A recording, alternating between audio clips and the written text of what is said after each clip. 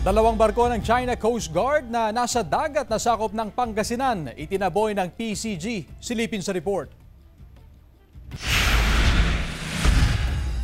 34 nautical miles o halos 63 kilometers lang mula sa baybayin ng Bolinao, Pangasinan. Ganito kalapit ang vessels 3104 at 3301 ng China Coast Guard ng mamataan. Agad pinalipad ng Philippine Coast Guard ang kanilang Islander aircraft at sinubukang itaboy ang mga Chino.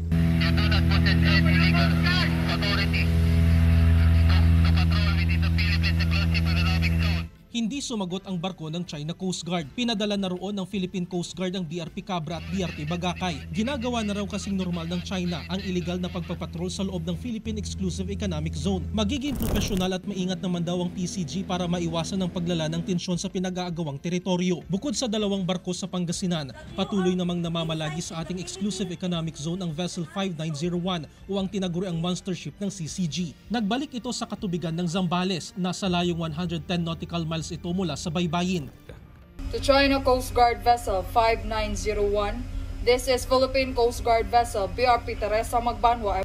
You are advised that you are currently sailing within a Philippine Exclusive Economic Zone. Pero sagot ng China, hindi nito kinikilala ang arbitration award.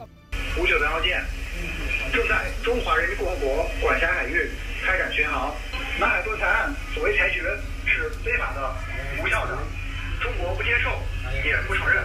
Ang monster ship ng China ang pumalit sa China Coast Guard Vessel 3304 na ayon sa PCG ay naitaboy raw nila palayo sa baybayin ng Zambales. Sinusubukan pa naming makuha ang reaksyon ng Chinese Embassy kaugnay nito. Jeric Pasiliao, 1 North Central, Luzon.